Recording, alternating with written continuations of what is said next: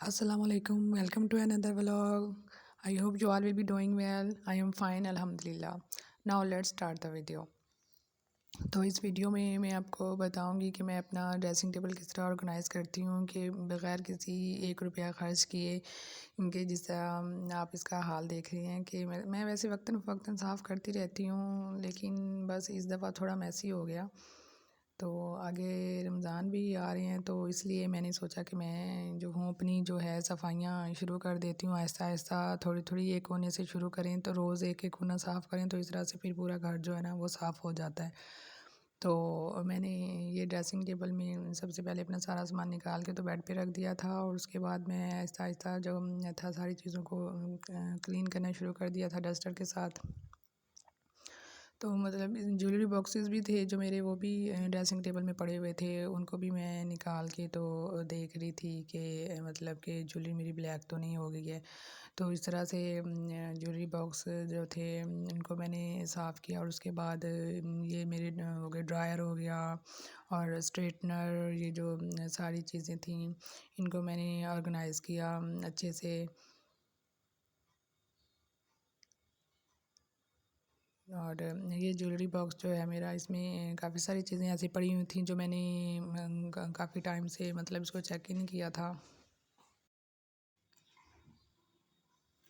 ये ब्रशेज़ मैंने निकाले थे, तो पहले मैंने सोचा कि ब्रशेज़ जो हैं मैं इनको बाहर निकाल के तो डिस्प्ले कर देती हूँ। फिर मैंने सोचा कि नहीं, ये तो बाहर डस्ट की वजह से जो है ना ख़राब हो जाएंगे, या मेरे बच्चों की नज़र पड़ गई तो उन्होंने तो अपने पेंट के लिए यूज़ कर लेनी है। तो इसलिए मैंने इसको वापस इनके बॉक्स में रख दिया था। तो मैंने कहा कि इसको मैं ना ज्वेलरी बॉक्स में ना दोबारा से रख दूँगी इन चीज़ों। कुछ चीज़ें मैंने ज्वेलरी बॉक्स में छुपा के रखी थी अपने बच्चों से बचा के, क्योंकि वो पूरा ड्रेसिंग टेबल जो है वो खोल के और पूरा ऑपरेशन होता है मेरे ड्रेसिंग टेबल का।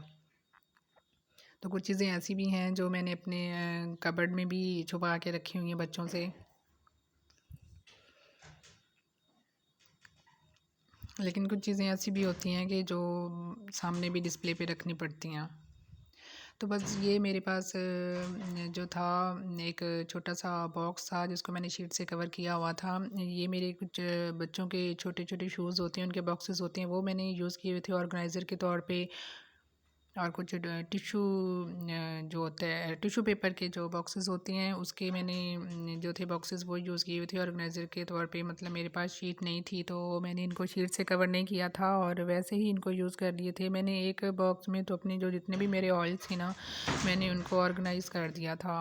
और कुछ मेरे एक और बॉक्स में मैंने जो था वो सारे मॉइस्चराइज़र और सन ब्लॉक को ऑर्गेनाइज़ कर दिया था। और बच्चों की जो थी कॉस्मेटिक्स, वो मैंने अलग से एक बॉक्स में थी ना वो ऑर्गेनाइज़ कर दी थी। तो मैं जो क्रीम्स वगैरह हो गई या लोशन हो गए, तो मतलब इनकी जो जार होती है ना, जो जार पैकिंग होती है वो मैं नहीं डिस्कार्ड करती, उसको मैं संभाल के रख लेती हूँ ताकि वो मेरी किसी ज्वेलरी के काम आ सके, ताकि किसी और पर्पज़ के लिए मैं इसको यूज़ कर सकूँ। तो 2-4 जो है एक्स्ट्रा बॉक्सेस जार वगैरह पड़े होते हैं, मैं रखती हूँ उनको साइड पे करके। तो मोबाइल के जो थे वो मेरे पास बॉक्सेस पड़े हुए थे, तो उसका एक का मैंने डीआईवाई कर लिया और एक साइड पे मैंने अपने नेल पॉलिश रख दी और एक साइड पे मैंने अपने नेल वो लिपस्टिक रख दी। तो इस तरह से बहुत अच्छा सा ऑर्गेनाइज़र जो था वो तैयार हो गया था। उससे पहले मैंने इनको एक ही बॉक्स में रखा हुआ था, तो वो सारी लिपस्टिक और नेल पॉलिश जो थी आपस में मिक्स हो जाती थी, गिरती रहती थी इधर-उधर। और ये मेरे पास एक छोटा-सा ऑर्गेनाइज़र था, उसमें मैंने अपने ये ब्रशेज़ जो थे अपने ब्लश ऑन हो गया और बेस का ब्रश, उसको मैंने ऑर्गेनाइज़ कर दिया था। तो इस तरह से जो मेरे लिप लाइनर वगैरह थे और जो काजल पेंसिल वगैरह थी, इस तरह मैंने मेरे पास एक जार था किचन में, छोटा जैम का जो छोटा जार होता है ना वो था।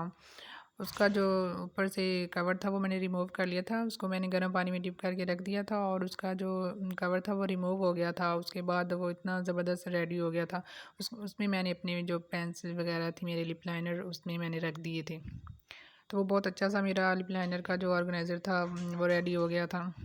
उसके बाद देखें यहाँ पे मेरे पास कुछ हेयर जेल थी, उसकी एक बॉक्स था, जार था मेरे पास, और कुछ हिमालय मॉइस्चराइज़र का एक जार था, उसमें मैंने अपनी ज्वेलरी वगैरह जो थी वो रखी थी अच्छे से।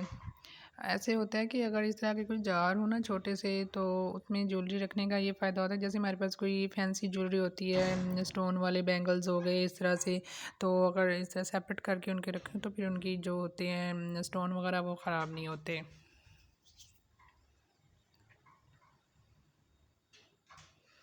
ये कुछ मेडिसिन्स वगैरह थी छोटी छोटी, वो मैंने रख दी थी एक अलग से बॉक्स में।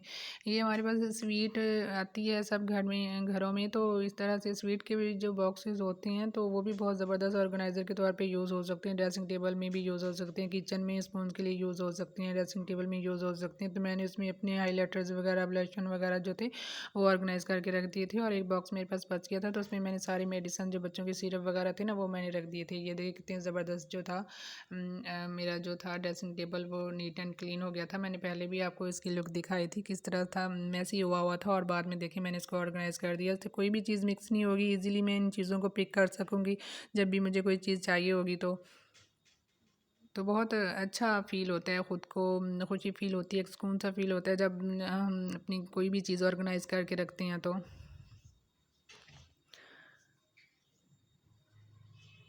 और ये जो था इसमें मेडिसिन पड़ी हुई थी, कुछ एक्स्ट्रा चीज़ें पड़ी हुई थी, तो इसको मैंने थोड़ी पेंडिंग कर दिया था कि मैं इसको जो हो बाद में इसको जो है ना वो ठीक करूँगी।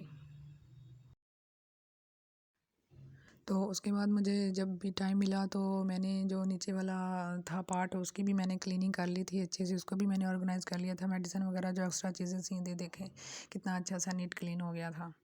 तो यहाँ पे मैं अपने ब्लॉग को एंड करूँगी। तो अगर मेरा ब्लॉग अच्छा लगा हो तो प्लीज़ लाइक कर दीजिएगा, कमेंट कर दीजिएगा, सब्सक्राइब कर दीजिएगा। अल्लाह हाफ़िज़।